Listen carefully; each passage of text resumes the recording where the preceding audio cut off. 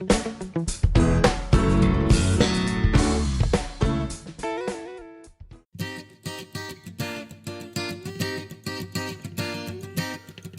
rangrang terlihat samar di lebatnya dedaunan pohon mahoni. Berada di ketinggian, sarang di pohon mahoni ini relatif aman untuk beberapa waktu dari incaran para pencari kroto. Koloni yang lebih kecil terdapat di pohon yang lebih rendah. Awal tahun adalah masa di mana koloni rangrang giat bertelur dan giat membangun sarang. Tepung dibalurkan di seluruh badan agar rangrang susah menggigit badan kita. Dul, ayo kita manjat. Ayo.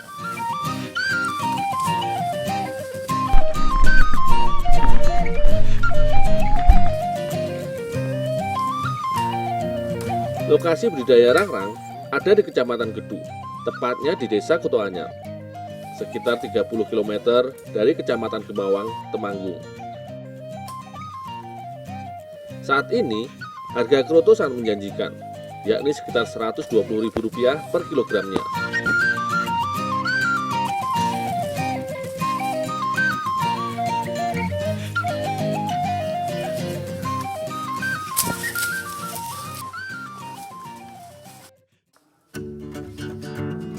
Jatmiko adalah satu-satunya wirausahaan kroto yang ada di Desa Kutoanyar.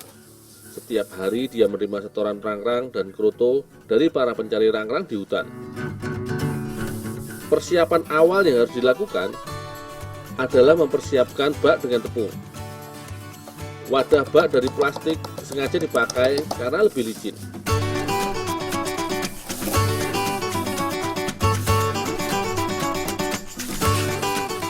Semut rangrang harus dipisahkan dahulu dari daun sarangnya.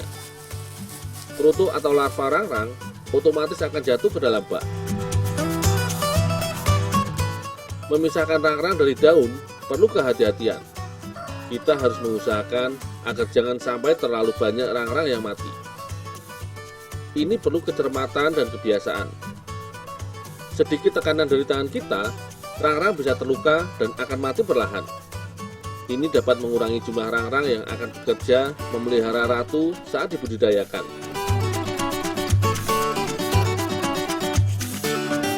Kroto harus dipisahkan dari rangrang dengan diayak. Kroto atau telur rangrang harus diambil dahulu sebelum rangrang nantinya dibudidayakan. Kroto dapat langsung dijual ke konsumen. Akan tetapi, itu pun jika jumlah kroto cukup banyak.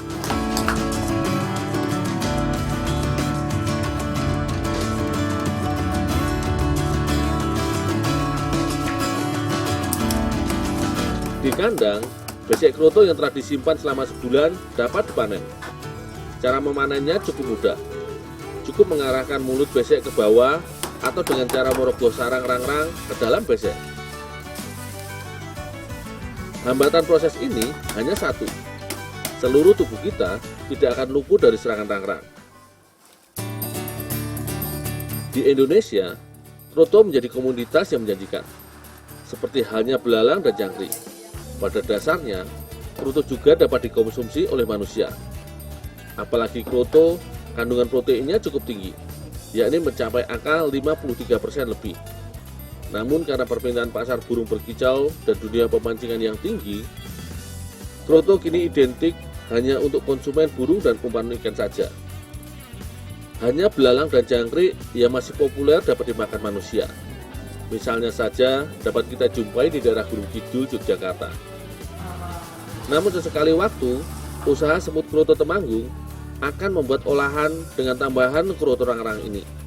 Meski sekedar untuk mengobati kerinduan pada olahan deso yang pernah ada. Dul, mana Dul? Dikit mas, tambahin ya. Nanti bawa ke Mbak Mus untuk dimasak pepes botok. Oh ya.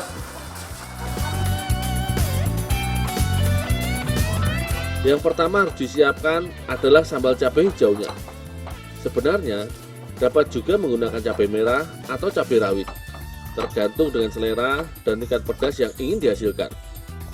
Agar sambal tidak terlalu pedas, dapat ditambahkan gula merah secukupnya. Bu, ini krotonya Bu. Ibu minta tolong parutin kelapa ya. Oh, ya Bu.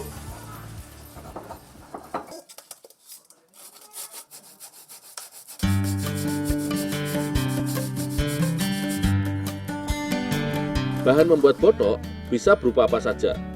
Jika kita menyukai ikan tongkol misalnya, dapat membuat botok dengan bahan tambahan ikan tongkol. Petai hanyalah salah satu bahan yang sering diolah menjadi botok. Ini kembali lagi ke selera pengolahannya. Yang pasti, pada intinya, bahan seperti petai ini nantinya akan dicampurkan dengan parutan kelapa dan sambal. Parutan kelapa kemudian ditambahkan dengan bahan-bahan lainnya. Ciri khas botok adalah pedas, di mana sensasi pedas akan didapatkan dari sambal yang telah dicampurkan dengan parutan kelapa. Terakhir adalah bahan yang paling mahal, yakni kroto rangrang. Dibanding semua bahan botok lainnya, kroto rangrang ukurannya paling kecil. Namun secara nilai nominal, ini adalah bahan botok yang paling mahal. Jika semua bahan sudah disatukan, kita tinggal mengaduknya hingga tercampur merata. Baik botok atau pepes dapat dibungkus dengan daun pisang. Hanya saja, jika pepes cenderung dibungkus memanjang, maka botok dapat dibungkus lebih persegi 4. Seperti halnya bungkusan olahan bungku dari kacang gude dicampur dengan parutan kelapa. Dalam dunia kuliner kita, kedua olahan masuk kategori sebagai lauk pauk. Merupakan olahan yang sering dibuat sebagai menu rumahan. Jadi, sangat sulit menemukan penjualnya kecuali di pasar-pasar tradisional di desa atau kota kecil.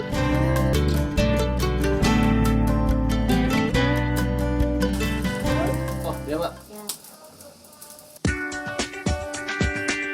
Baik pepes ataupun botok harus dikukus dahulu. Air sengaja dipanaskan agar pengukusan tidak makan waktu yang lama. Normalnya, jika air sudah mendidih, pepes dan botok akan matang setelah seperempat jam. Namun ini juga tergantung dengan ukuran olahannya. Semakin besar dan tebal bungkusannya, akan semakin lama pengukusannya. Khusus untuk pepes, setelah dikukus, harus dibakar di atas api dengan pembatas wajan tanah. Istilahnya, digarang. Khusus untuk botok, dapat langsung dinikmati. Olahan botok ini paling nikmat jika dimakan saat masih panas.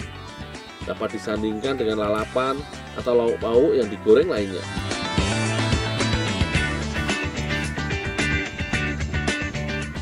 Olahan botok adalah olahan yang termasuk klasik. Bahan-bahannya yang sederhana dan fleksibel menjadikan olahan ini terus ada di berbagai zaman. Hanya saja, lauk pauk ala desa ini semakin jarang dijumpai, apalagi dijual di pasar layaknya makanan lainnya yang kini banyak didominasi makanan pabrikan.